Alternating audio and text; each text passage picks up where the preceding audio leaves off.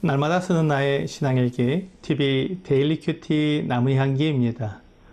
오늘은 6월 19일 월요일입니다. 오늘 함께 묵상할 성경 본문은 창세기 34장 18절에서 31절입니다. 그들의 말을 하몰과 그의 아들 세겜이 좋게 여김으로 이 소년이 그 일 행하기를 지체하지 아니하였으니 그가 야곱의 딸을 사랑함이며 그는 그의 아버지 집에서 가장 존귀하였더라. 하몰과 그의 아들 세겜이 그들의 성읍 문에 이르러 그들의 성읍 사람들에게 말하여 이르되 이 사람들은 우리와 친목하고 이 땅은 넓어 그들을 용납할 만하니 그들이 여기서 거주하며 매매하게 하고 우리가 그들의 딸들을 아내로 데려오고 우리 딸들도 그들에게 주자. 그러나 우리 중에 모든 남자가 그들이 할례를 받음같이 할례를 받아야 그 사람들이 우리와 함께 거주하여 한 민족 되기를 허락할 것이라.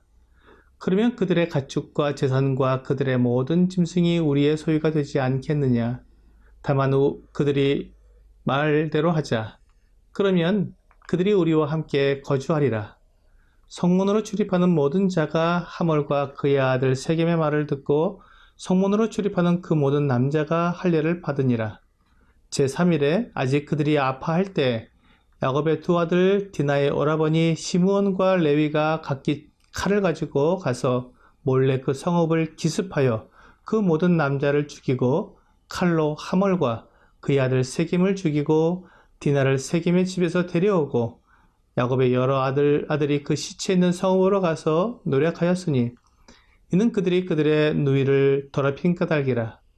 그들이 양과 소와 나귀와 그 성읍에 있는 것과 들에 있는 것과 그들의 모든 재물을 빼앗으며 그들의 자녀와 그들의 아내들을 사로잡고 집 속의 물건을 다 노력한지라. 야곱이 시므온과 레위에게 이르되 너희가 내게 화를 끼쳐 나로 하여금 이 땅의 주민 곧 가나안 족속과 브리스 족속에게 악취를 내게 하였도다. 나는 수가 적은즉 그들이 모여 나를 치고 나를 죽이리니 그러면 나와 내 집이 멸망하리라. 그들이 이르되 그가 우리 누이를 창녀같이 대우함이 옳으니이까. 우리는 많은 경우에 다른 사람의 잘못에 대해 내가 보복을 하려고 합니다. 다른 사람이 내게 손해를 입혔다면 그도 그에 상응하는 손해를 봐야 한다는 보복 심리가 있는 것입니다. 그런데 이런 보복 심리는 하나님이 주신 것이 아니라 죄로 인해 우리 안에 들어온 것입니다. 아담과 하와가 낳은 아들 가인은 자기 동생 아벨과 함께 하나님께 제사를 드렸는데 아벨의 제사는 하나님이 받으시고 가인의 제사는 받지 않으시자 가인은 화가 나서 아벨에게 보복을 했습니다. 또한 창세기 4장에 보면 라멕은 젊은 사람에게 입은 상처 때문에 그를 죽이는 것을 봅니다. 그리고 자기를 해치려는 자는 77배의 벌을 받을 것이라고 말했습니다. 가인을 해치는 사람은 하나님께서 7배의 벌을 하신다고 했지만 라멕은 자기 스스로 벌을 정한 것입니다. 그는 하나님을 기다릴 여유가 없었습니다.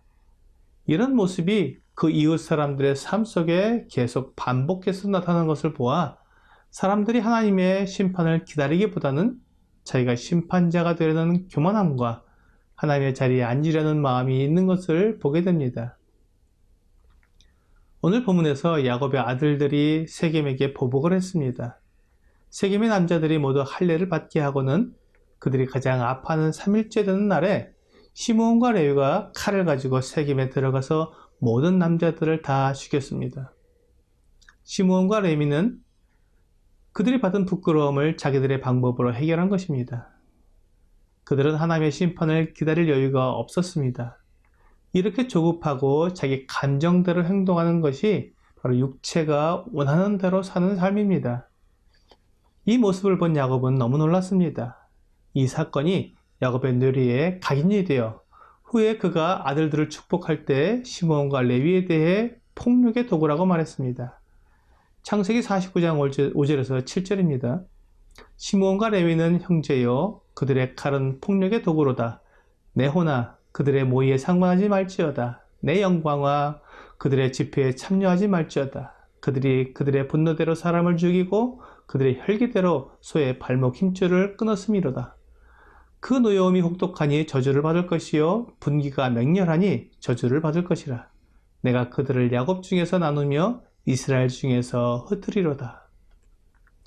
실제로 시므온 지파와 레위 지파는 가나안 땅을 점령한 후에 땅을 분배할 때 레위 지파는 하나님의 성전을 받들므로 땅을 분배받지 못하고 모든 지파 가운데 흩어졌으며, 시므온 지파는 유다 지파 한가운데 땅을 분배받았는데 그들이 그곳에 정착하지 못하고 후에 에브라임과 므낫세 지파의 땅으로 흩어져 버렸습니다. 내가 당한 악한 일에 대해 강하게 보복하는 것은 매우 멋지게 보이지만 사실은 악한 일입니다. 하나님은 결코 우리가 스스로 보복하도록 허락하지 않으셨습니다. 하나님은 어떤 악한 일에 대해서는 재판을 통해 벌을 받게 하고 하나님께서 그에게 심판하시도록 맡기라고 말씀하셨습니다. 이것이 하나님의 방법입니다. 시므온과 레위가 하나님의 방법대로 하지 않고 자기 감정대로 했기 때문에 그들은 그에 상응하는 벌을 받게 되었습니다. 하나님께서 권세자들을 세우시는 이유는 그들을 통해 공정한 재판을 하게 하려는 것입니다. 자기가 보복을 하게 되면 계속 억울한 일이 반복되고 보복이 보복을 낳기 때문에 살기 끊이지 않습니다. 때때로 하나님의 방법이 내 방법보다 더 약한 것 같고 내가 억울한 것 같아도 하나님께서 공의롭게 판단하시고 갚으시기 때문에 하나님의 심판이 가장 옳다는 것을 인정해야 합니다. 오늘의 적용 질문을 보겠습니다. 다른 사람이 나에게 잘못했을 때 내가 보복합니까? 하나님께 맡깁니까? 운전을 하다 보면 갑자기 끼어드는 차나 위험하게 운전하는 차, 그리고 얌체 운전을 하는 차에 대해 보복을 하고 싶어집니다. 그러나 보복 운전은 모두를 위험에 빠뜨리는 것이기 때문에 해서는 안 되는 것입니다. 그래서 정부에서도 보복 운전에 대해 강력하게 처벌한다고 합니다. 나는 옳고 다른 사람은 잘못되었다는 생각이 보복을 하게 만드는 요인이 됩니다. 하지만 내가 보복하는 순간 나 역시 하나님을 무시하고 하나님의 방법대로 행하지 않았기에 하나님을 무시하는 교만한 죄를 짓게 되는 것입니다. 오늘 하나님의 방법을 믿고 하나님의 방법대로 행하는 것이 진리를 따르는 것임을 알고 겸손히 하나님께 모든 것을 맡김으로 하나님께 칭찬과 은혜를 입는 여러분과 제가 되기를 주 예수님의 이름으로 기도합니다.